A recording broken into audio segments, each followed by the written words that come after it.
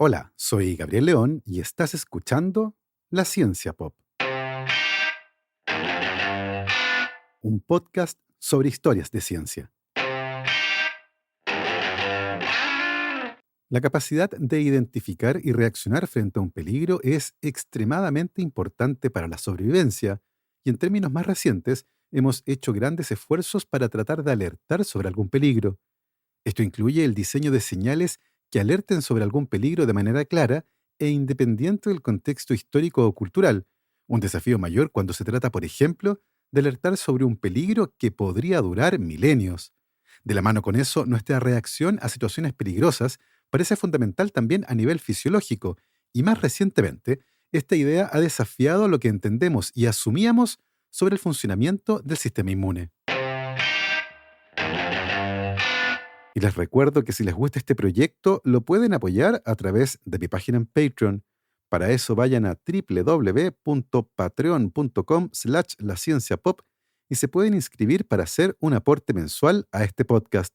Agradezco, como siempre, el apoyo de mis muy queridos patrons, la familia Yuri Martínez, Bernardo Polak, Claudio Oyarzo y Toña, Sebastián Beche, Cirilo, Fede y Pola, la familia Calen Quegrolo, Alejandra Díaz, Fernando Araya, la familia de la Cruz Morales, Alberto Pozo, Cosca y Banya, Pilar Calderón, la familia Fuentes Schonfeld, la familia T.S. Ríos, Beatriz Geldres, Martín Garrido, Luis Alberto Soto, Juan Catipillán, María Paz Domínguez, Emma y Ana Llenaro, Paula Lagos, Sandra Marras, la familia Mateluna Morán, David Saenger, María Soledad Neira, Giovanni Rosales, Olivia Artigas, la familia León Bosch, Ricardo Evia, la familia Permonti Rivera, Sergio y Jorge Pincheira Arancibia, Sergio Yuri Espinosa, los Rojas Peredo, Felipe Palma, Mario Vicuña, Ariel Guerrero, Paola Oyarzún, Ronda Butler y Bruno Gisling.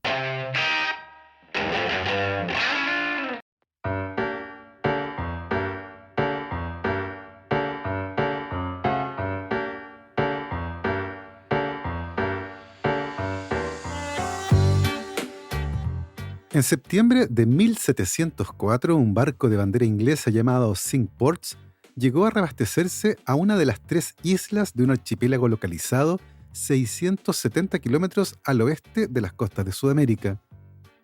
Mientras la tripulación buscaba comida y agua, el navegante y el capitán del barco comenzaron a discutir airadamente sobre la capacidad de la embarcación de seguir con su misión, que era interceptar y robar barcos españoles.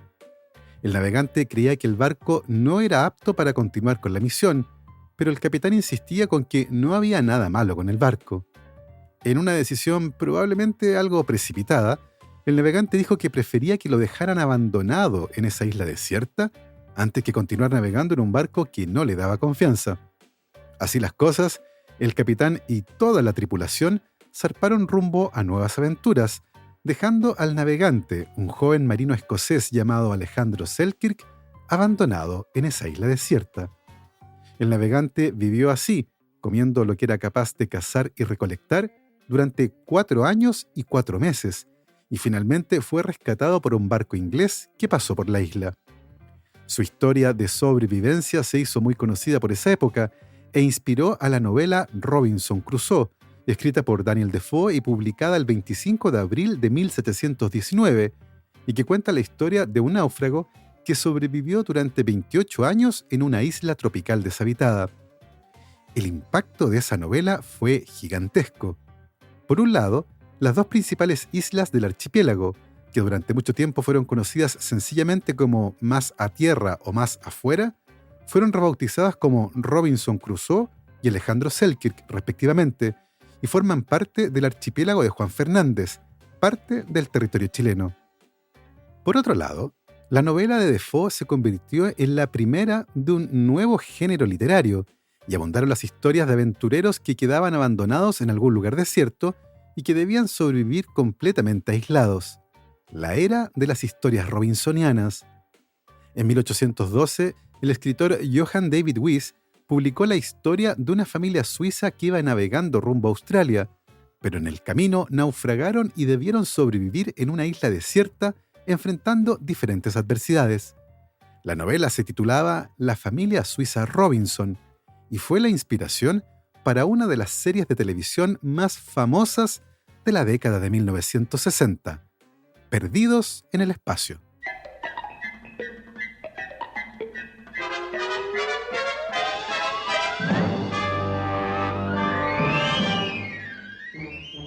Perdidos en el espacio sigue las aventuras de los Robinson, una familia pionera de colonos espaciales compuesta por un matrimonio y sus 3 hijos que luchan por sobrevivir en las profundidades del espacio.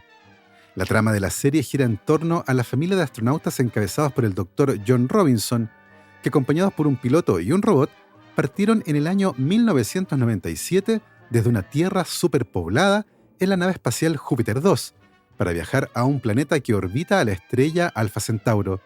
Sin embargo, la misión de la Júpiter 2 es saboteada por un villano, el Dr. Zachary Smith, un agente encubierto de un gobierno extranjero no identificado en la serie, que se escabulle a bordo de la nave espacial y reprograma al robot de la Júpiter 2 para que la destruya y mate a la tripulación. Los planes de Smith se ven frustrados cuando este queda atrapado dentro de la nave y su peso altera la trayectoria de vuelo de la Júpiter 2, poniéndola en camino de una tormenta de meteoritos. Smith logra salvarse cuando saca a la tripulación de la animación suspendida en la que estaban y logran maniobrar fuera de la tormenta de meteoritos, pero el daño causado por el sabotaje de Smith al robot los deja a todos perdidos en el espacio. La nave aterriza en un mundo alienígena más tarde identificado como Priplanus, donde pasan el resto de la primera temporada de la serie y en cada episodio la familia debe enfrentar una nueva aventura y sortear varios peligros. La serie solo tuvo 3 temporadas, que fueron transmitidas originalmente entre 1965 y 1968, y fue cancelada luego de 83 episodios, principalmente debido a los altos costos de la producción. Independiente de esto, la serie fue bastante popular, sobre todo el personaje del Dr. Smith, un villano que mezclaba la malicia torpe con una cobardía cómica. Los otros personajes populares eran el hijo pequeño de la familia, Will Robinson, y el robot, conocido como B9, y que resulta inolvidable para todos los que crecimos viendo esta serie, por una de sus frases más típicas y que utilizaba cada vez que sus sensores detectaban la presencia de algún peligro. Peligro, mis sensores registran vida humana. Claro, es papá quien nos está buscando. Negativo, presencia humana es desconocida. ¿Desconocida? Vamos, no puede haber otras personas aquí. Peligro, peligro, peligro. La capacidad de identificar y reaccionar frente a un peligro es extremadamente importante para la sobrevivencia, y en términos más recientes, hemos hecho grandes esfuerzos para tratar de alertar sobre algún peligro, como el robot de Perdidos en el espacio. Esto resulta sumamente complejo cuando esa advertencia debe realizarse de tal forma que sea efectiva de manera independiente del contexto cultural, el lenguaje o la edad, y probablemente uno de los símbolos más conocidos que alertan sobre un peligro sea una calavera humana con 2 huesos largos cruzados. Supongamos que esto es una calavera. ¿Pero qué significa? ¿Una bandera de piratas? ¡No! ¿El anuncio de un cementerio? Tampoco. Esta calavera significa ¡peligro! ¿Lo oyeron bien? ¡Peligro! Este símbolo tiene sus raíces en una antigua tradición cristiana europea que comenzó a asociar a los cráneos con los huesos cruzados con las costumbres funerarias, y de hecho el símbolo decora muchas catacumbas y cementerios de la Edad Media, señalando la presencia de la muerte. No solo eso, a menudo se puede ver el cráneo y un hueso o huesos cruzados en la parte inferior de las escenas de crucifixión en las pinturas renacentistas. Este símbolo llegó más tarde al mar como una forma de abreviatura para los capitanes, que registraban a los marineros que morían en alta mar dibujando una pequeña calavera y tibias cruzadas junto al nombre en la bitácora del barco. De esta manera, la gente del mar llegó a asociar el símbolo con la muerte, tal vez lo que inspiró a los piratas a usarlo para aterrorizar a los barcos en el siglo XVIII. Casi al mismo tiempo, la Iglesia Católica prohibió el uso del símbolo, ahora empañado por su asociación con los piratas. Ahora bien, no todos los piratas usaron como bandera una calavera y las tibias cruzadas. Otros símbolos populares presentaban relojes de arena, esqueletos, lanzas, espadas cruzadas y corazones sangrantes. La bandera pirata comenzó a hacerse popular luego del juicio contra el pirata inglés Calico Jack en 1720, aunque curiosamente, la bandera que usaba el barco de este pirata tenía una calavera y espadas cruzadas en lugar de huesos. El símbolo de la calavera con los huesos cruzados recién comenzó a asociarse con sustancias venenosas a mediados del siglo XIX, cuando en 1829 el estado de Nueva York aprobó una ley que exigía que todos los recipientes con sustancias venenosas fueran etiquetados, debido a la enorme cantidad de envenenamientos que ocurría cuando la gente bebía de manera inadvertida el contenido de botellas que tenían sustancias peligrosas. Así, el símbolo de la calavera con los huesos cruzados comenzó a aparecer en estas etiquetas alrededor de la década de 1850. Este aviso no siempre era suficiente. Además, las botellas se diseñaban para que tuvieran forma de ataúd, con colores brillantes y llamativos o con protuberancias que permitieran distinguir claramente el envase incluso en la oscuridad. Con todo, el símbolo de la calavera y los huesos cruzados parecía funcionar, pero había algunas curiosas excepciones. Por ejemplo, en la década de 1970, los funcionarios de salud pública de la ciudad de Pittsburgh, en Estados Unidos, se dieron cuenta de que las intoxicaciones infantiles por la ingesta de venenos claramente etiquetados eran mucho más frecuentes en esa ciudad que el promedio nacional. Un análisis detallado de la situación determinó que la causa más probable de esto es que el símbolo había perdido su carácter de peligrosidad, ya que el equipo de béisbol de la ciudad, los Piratas de Pittsburgh, tenían como logo una calavera con huesos cruzados. Esto llevó a la creación de Mr. Juke, algo así como el Señor Asco, un ícono de advertencia de envenenamiento, que es una especie de emoticón verde con cara de disgusto y la lengua afuera. Nunca se hizo muy popular y el año 2001, la Asociación Americana de Control de Envenenamiento decidió seguir usando a la calavera y los huesos cruzados como símbolo estándar para advertir la presencia de una sustancia venenosa. Los símbolos de advertencia como la calavera y los huesos cruzados nos parecen universales, pero la verdad es que el contexto cultural tiene un peso enorme en su interpretación. No solo eso, los avances científico-tecnológicos a veces generan otros peligros y por lo tanto necesitamos nuevas formas de comunicarlos. Entre esos, probablemente, el más conocido sea el símbolo que señala el peligro de exposición a una fuente de radioactividad, el trébol negro con un fondo amarillo.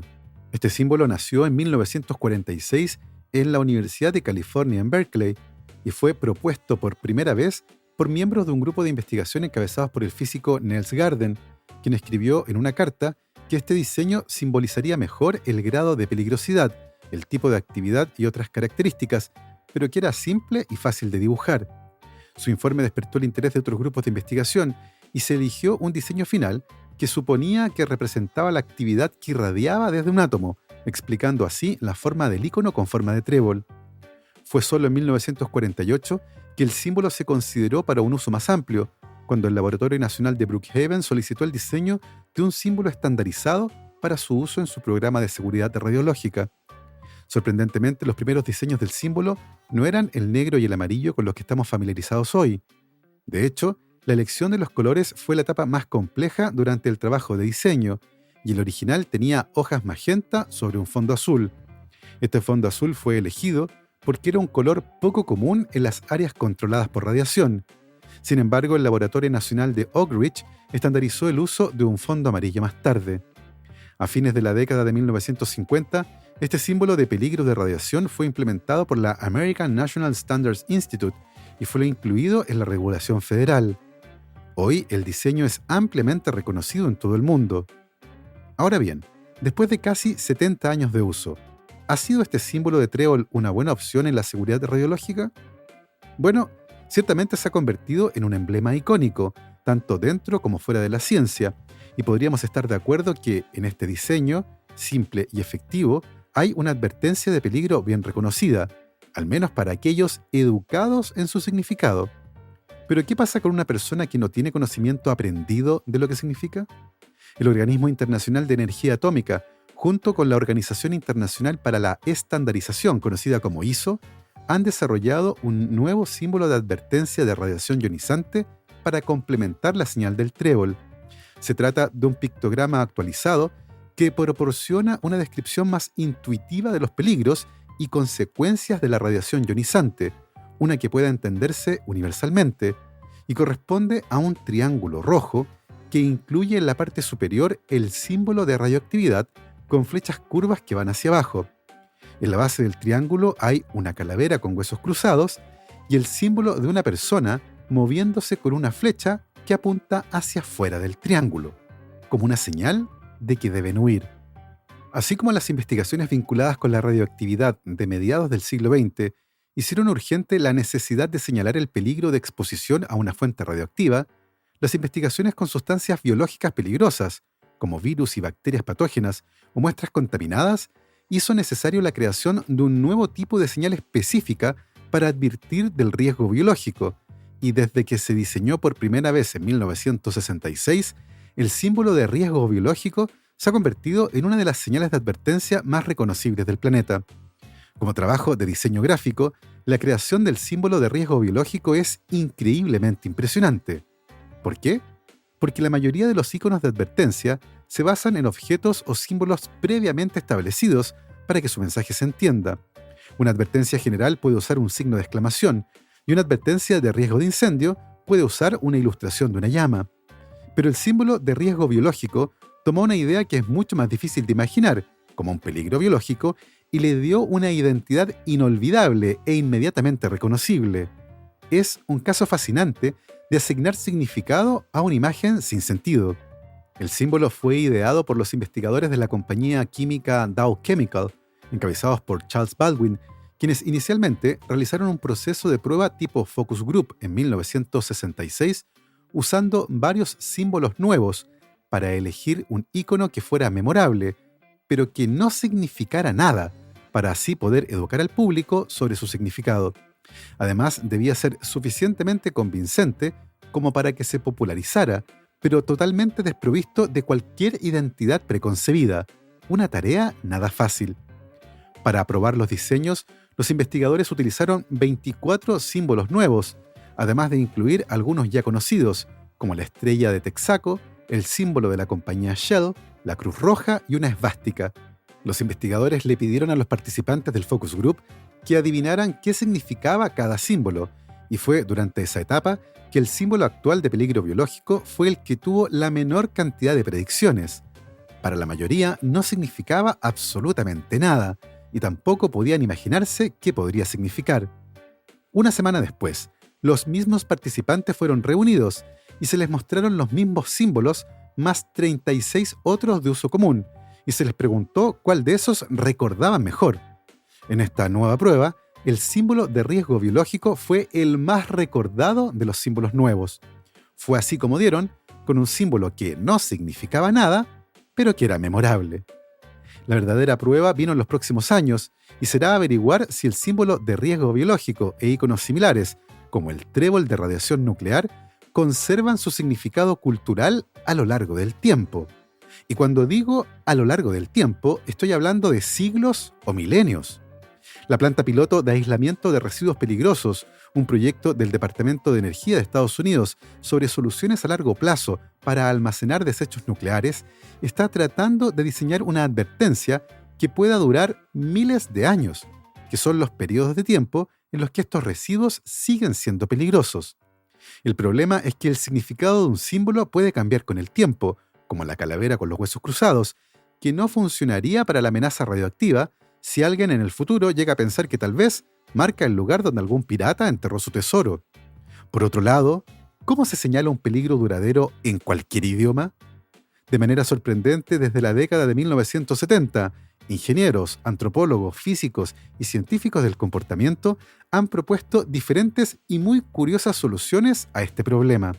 Una estrategia fue agregar contexto al símbolo, ilustrando causa y efecto en una caricatura de 3 viñetas, en la que primero aparece la fuente radiactiva, luego una persona exponiéndose a esa fuente y luego la misma persona muriendo. Los diseñadores podían así comunicar la idea incluso si el símbolo de radioactividad pierde su significado, pero este tipo de comunicación visual aún hace muchas suposiciones sobre el usuario. Por ejemplo, que lee de izquierda a derecha o que entiende la causalidad entre las 3 viñetas y, por supuesto, que el dibujo en sí resistirá durante milenios el desgaste.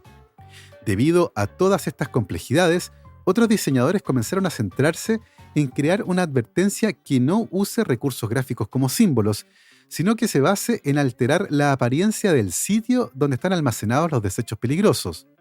¿Cómo proponen hacer eso? Alterando el paisaje de tal forma que resulte inquietante, agregando grandes púas de metal o concreto o grandes bloques con formas variadas que impiden el paso o evoquen los instintos naturales de miedo e incomodidad para mantener a la gente alejada. Pero incluso esto podría no funcionar. La naturaleza humana es muy compleja y para algunos estas advertencias podrían resultar fascinantes. Después de todo, los diseñadores están luchando con dos impulsos naturales: alejarse lo más posible de un lugar que genera escalofríos y la fascinación por explorar un lugar que parece sacado de una pesadilla. El desafío es diseñar un lugar que debe ser notable, pero que no debe hacer que la gente se acerque. Es ciertamente un problema muy complejo, así que sin símbolos, sin ilustraciones básicas y sin estructuras físicas, ¿cómo se puede comunicar eficazmente un peligro durante miles de años? En 1984, la revista alemana de semiótica, una ciencia que estudia los diferentes sistemas de signos que permiten la comunicación entre individuos, sus modos de producción, de funcionamiento y de recepción, publicó una serie de soluciones para el problema del peligro, muchas de ellas extremadamente curiosas y llamativas. Por ejemplo, el lingüista Thomas Sebbach propuso crear una suerte de religión, un sacerdocio atómico donde un grupo exclusivo de personas usaría sus propios rituales y mitos para preservar información sobre las áreas radioactivas. Por otro lado, los filósofos François Bastide y Paulo Fabre propusieron algo más extravagante todavía: crear gatos modificados genéticamente para que sean bioluminiscentes y brillen en presencia de radioactividad. De la mano con eso, crear canciones y tradiciones sobre el peligro de los gatos brillantes. Así, la advertencia podría durar tanto como la cultura humana. Ciertamente, no hay una solución universal y definitiva para advertir a las personas en el futuro sobre algún peligro, pero diseñar símbolos claros e inclusivos seguirá siendo una parte fundamental de cómo mantenemos a las personas a salvo. Después de todo, las sociedades están en constante cambio y las formas en que comunicamos visualmente nuestros símbolos de advertencia probablemente tendrá que cambiar junto con nosotros. Si bien hasta ahora hemos conversado sobre peligros externos, existen también peligros internos, y nuestra forma de entender cómo esos peligros generan una respuesta por parte del sistema inmunológico han sido materia de estudio en las últimas décadas, particularmente de la mano de una conejita Playboy. La historia es así. Una tarde de 1972, dos biólogos que eran académicos de la Universidad de California en Davis entraron a un bar y pidieron una cerveza. Los biólogos eran clientes frecuentes y comenzaron a conversar sobre un problema biológico fascinante: el mimetismo, una habilidad que hace posible que ciertos seres vivos tengan la apariencia de otros con los que no tienen relación para obtener alguna ventaja. Por ejemplo, existen animales que poseen colores llamativos para anunciar su toxicidad a los depredadores. Algunas especies no relacionadas han desarrollado patrones de colores similares a las presas tóxicas, capitalizando la tendencia de los depredadores a aprender a evitar esas presas tóxicas. Un caso típico es el de las ranas del Amazonas, y muchas veces las especies más tóxicas son las que poseen los colores más llamativos. Una cosa interesante de esto es que los colores llamativos también podrían actuar haciendo que estos animales sean más visibles y por lo tanto más propensos a ser comidos. Un estudio reciente sugiere que la evolución de estos colores llamativos se hace por etapas, justamente para evitar que individuos demasiado llamativos sean eliminados antes de poder transmitir los genes involucrados con la apariencia a la siguiente generación, y antes de que los depredadores aprendan que esos colores se asocian con presas venenosas. Los biólogos estaban conversando sobre ese tipo de cosas cuando la camarera, una joven de 25 años, les preguntó por qué no había animales que imitaran a los zorrillos. La pregunta les pareció fascinante y en visitas posteriores al bar siguieron conversando sobre biología. La camarera siempre hacía comentarios muy incisivos y preguntas que ponían en aprietos a los biólogos, y uno de ellos, el doctor Robert Swampy, comenzó a llevarle algunos artículos científicos a la joven camarera, llamada Polly Matzinger. Polly Celine Evelyn Matzinger nació el 21 de julio de 1947 en La Sienne, cerca de la ciudad mediterránea de Toulon, en Francia. Su madre, Simone, era una ex monja francesa que se había convertido en alfarera. El padre de Polly, Hans, era holandés y había sobrevivido al campo de concentración de Dachau, donde los nazis lo habían encarcelado en 1944. Hans era artista y también trabajó como carpintero, y la familia completa decidió emigrar a Nueva York en 1954. Desafortunadamente, la vida en Estados Unidos no fue fácil para la familia, y tanto Polly como su hermana fueron excluidas de las escuelas públicas de Long Island porque no hablaban inglés. En ese momento la familia se trasladó a California, y a los 11 años, Polly comenzó una historia de amor de por vida con los perros, cuando llevó a su perro, un beagle llamado Trixie, a una clase de entrenamiento. Polly Matzinger, que a menudo se sentía aislada, terminó la escuela secundaria en California, y en su anuario fue descrita con la frase: «Lo más probable es que no tenga éxito».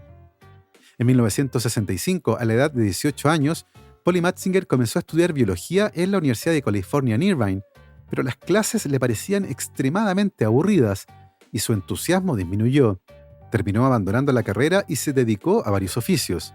Limpió casas, trabajó en una tintorería, entrenó perros problemáticos, entrenó a personas para que entrenaran a perros problemáticos, tocó el bajo en una banda de jazz en bares y fue conejita de Playboy, el trabajo con el que ganó más dinero.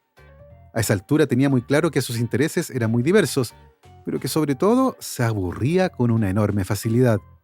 Finalmente decidió trabajar permanentemente como camarera en un bar, ya que esto al menos le dejaba tiempo libre suficiente para dedicarse a las cosas que más disfrutaba: componer y tocar música, trabajar con animales y leer.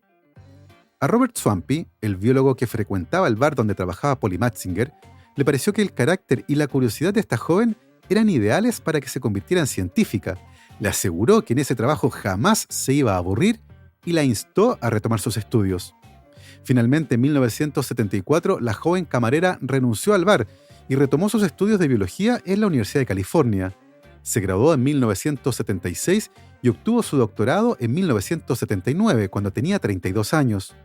Un año antes, en 1978, Polly Matzinger presentó un artículo en el Journal of Experimental Immunology, pero descubrió que no le parecía sencillo escribir el artículo en la tercera persona que habitualmente se utiliza en estos textos, como por ejemplo, se cree, se demostró o se decidió. En cambio, Matzinger se sentía más cómoda escribiendo creemos, demostramos y decidimos, en plural. El problema era que ella era la única autora del estudio y tampoco quería escribir yo creo, yo demostré y yo decidí. Así que para solucionar este pequeño problema, decidió incluir como autor a Galadriel Mirwood. ¿Quién era Galadriel? El perro afgano de Polly Matzinger, que además figuraba como el autor principal del estudio. El artículo escrito por Matzinger y Mirwood fue aceptado y publicado. Sin embargo, muy pronto el editor de la revista descubrió que uno de los autores era un perro, y esto lo puso furioso. Decidió que el Journal of Experimental Immunology jamás volvería a publicar otro artículo de Matzinger, al menos no hasta después de que él muriera, algo que ocurrió más de una década después. Luego de obtener su doctorado, Polly Matzinger trabajó por 4 años en la Universidad de Cambridge y luego comenzó a trabajar en el Instituto de Inmunología de Basilea, en Suiza. Por esa época, su interés en la inmunología era enorme y en su cabeza rondaba una idea que desafiaba uno de los paradigmas más grandes del área. Y finalmente, en 1994, Matzinger introdujo el modelo del peligro, una nueva explicación de cómo funciona el sistema inmune humano, una idea que causó escozor en muchos, pero que lentamente ha mostrado explicar de buena forma algunos fenómenos asociados con lo que sabemos del funcionamiento del sistema inmunológico. La historia es así. En la década de 1940, el inmunólogo Macfarlane Burnett propuso que uno de los objetivos más importantes del área era descubrir cómo nuestros cuerpos distinguen entre nuestras propias células y las células invasoras, entre lo propio y lo ajeno. En 1949, Burnett propuso que nuestros cuerpos aprenden esto en el útero y cualquier tipo de célula que se desarrolle dentro del feto será considerada como parte de uno mismo. Cualquier otra cosa que un feto encuentre luego del nacimiento será considerada como invasora y provocará una respuesta por parte de nuestro sistema inmunológico. En 1956, el equipo de Peter Medawar confirmó la predicción de Burnett con experimentos en ratones, y en 1960, Burnett y Medawar compartieron el Premio Nobel de Fisiología o Medicina por este trabajo. Con el paso del tiempo, resultó evidente que algunas cosas no calzaban con el modelo imperante de lo propio y lo ajeno. Para resolver estos problemas, los científicos comenzaron a agregar más células y señales inmunes al modelo. Este trabajo fue especialmente importante para Ephraim Fuchs, quien trabajó con Matzinger en el Instituto Nacional de Alergias y Enfermedades Infecciosas de Estados Unidos. Fuchs se había convertido en investigador médico después de que 2 familiares cercanos murieran de cáncer, y junto con Matzinger solían discutir mucho sobre el funcionamiento del sistema inmunológico. En una de estas conversaciones, Fuchs sugirió que consideraran cómo evolucionaría un sistema inmunológico por selección natural, y concluyeron que un sistema inmunológico que evolucionó para luchar solo contra intrusos peligrosos sería mucho más eficiente que uno que lucha contra cualquier intruso. Matzinger comenzó a pensar en esto. Una de las cosas que siempre le llamó la atención era que el modelo fallaba en explicar la falta de respuesta inmune de una madre a su propio feto, el que se desarrolla en un útero, pero que son células extrañas, y tampoco explica por qué tenemos bacterias intestinales que no son atacadas por el sistema inmunológico. Tal vez, pensó Matzinger, el sistema inmunológico estaba distinguiendo no entre lo propio y lo ajeno, sino que entre lo que es inofensivo y lo que es peligroso. Después de pensar durante meses, Matzinger recordó que las células de nuestros cuerpos mueren habitualmente de 2 maneras muy diferentes. Una es una muerte natural y programada. Las células se marchitan y estructuralmente hacen algo similar a una implosión. Todo el contenido celular se compacta y es una muerte limpia. La otra forma de morir no es programada y ocurre de tal manera que las células hacen algo similar a estallar y todo su contenido se dispersa. Matzinger comenzó a pensar que tal vez algún componente del sistema inmune puede detectar estos 2 tipos de muerte, y la segunda, la que es no programada y descontrolada, podría activar al sistema inmune al ser reconocida como una señal de peligro. Pensó, por ejemplo, en lo que ocurre con los tumores. En sus primeras etapas, los tumores son simplemente grupos de células que crecen muy rápidamente. No hacen que nuestras propias células mueran de manera descontrolada, por lo que no producen una señal de peligro y nuestros cuerpos ignoran a los tumores, hasta que es demasiado tarde. Los trasplantes pueden fallar no solo debido a un problema de incompatibilidad entre lo propio y lo ajeno. Tal vez contribuye de manera importante el daño sufrido por los tejidos durante el trasplante, lo que resulta en una señal de peligro, produciendo una respuesta del sistema inmunológico. Matzinger completó su modelo inicial de peligro cuando se dio cuenta de que hay un tipo de célula que forma parte del sistema inmunológico y que es ideal para actuar como centinela de una situación que es peligrosa: la célula dendrítica. Eso ocurrió cuando Matzinger descubrió que en la década de 1970, el investigador Kevin Lafferty había descubierto que las células dendríticas mueren en presencia de oxígeno y que podía trasplantar glándulas tiroides entre animales sin provocar rechazo, siempre que las glándulas trasplantadas fueran tratadas con oxígeno antes, matando a las células dendríticas, las mismas células que Matzinger sospechaba que provocaban una respuesta del sistema inmunológico al señalar el daño de los tejidos. Sin células dendríticas no había respuesta, y esa era la pieza clave de evidencia que necesitaba para afianzar su idea. Polly Matzinger presentó su modelo del peligro por primera vez en un artículo publicado en la revista Annual Review of Immunology en 1994, con el título Tolerancia, Peligro y la familia extendida. En ese artículo, Matzinger propone por primera vez que una de las características más relevantes para el funcionamiento correcto del sistema inmunológico no tiene que ver tanto con diferenciar lo propio de lo ajeno, sino que con distinguir claramente lo inocuo de lo peligroso. Desde la fecha de su publicación, varios aspectos del modelo han sido confirmados, pero otros no calzan del todo bien. Con todo, el modelo del peligro en parte se ha convertido en ciencia aceptada. Sin embargo, no se ha encontrado un modelo único que explique completamente el funcionamiento del sistema inmunológico. De hecho, es posible que este sistema funcione de varias maneras diferentes, dependiendo del contexto, y por lo tanto, puede no ser explicable en términos de un solo modelo. Actualmente, Polly Matzinger es jefa de la sección de tolerancia y memoria de las células T en el Instituto Nacional de Alergias y Enfermedades Infecciosas de Estados Unidos. Ha recibido varios premios a lo largo de su carrera y desde el año 2009, la compañía de biotecnología Epivax ha financiado la beca Polly Matzinger para mujeres científicas, un premio inspirado en su vida y su trabajo. Así hemos llegado al final de esta historia que giró alrededor del peligro. Espero que la hayan disfrutado. Yo me despido como siempre, saludando a mis muy queridos patrons: Cristiano Teiza, Andrés Altamirano, Sebastián Toledo, Alberto Montt y Laura, Germaín Araya, Hernán y Lucas Castillo, el profesor Gonzalo Cepeda, Ana Lucía Luna, Simón Castillo Riedemann, Luciano Cisterna, Ricardo Yáñez, Fernando Montenegro, Matías van der Straten, Francisco de la Fuente, la familia Flores Noguer, Christian Fraiser, la familia Helfman von de Sauer, Giuseppe Carufo, David Pelao Pérez, Sebastián Umaña, Carolina Valle, Michelle Baró, Cristóbal Muene, la familia Serpa Rebolledo, Pablo y Milesita Villalobos, la familia Tanús Ramos, Rosario Calderón, Pedro Castillo, Adrián Cataldo, el EC Podcast, José Luis Ulloa, Amanda Larraín, Marcela Martínez, Cristóbal Orellana, Diego Riquelme, Constanza Jabal, Florencia Castañeda y Mauricio Silva. Nosotros nos volvemos a encontrar la próxima semana. Que esté muy bien, cuídense mucho, lávense las manos y que la ciencia los acompañe.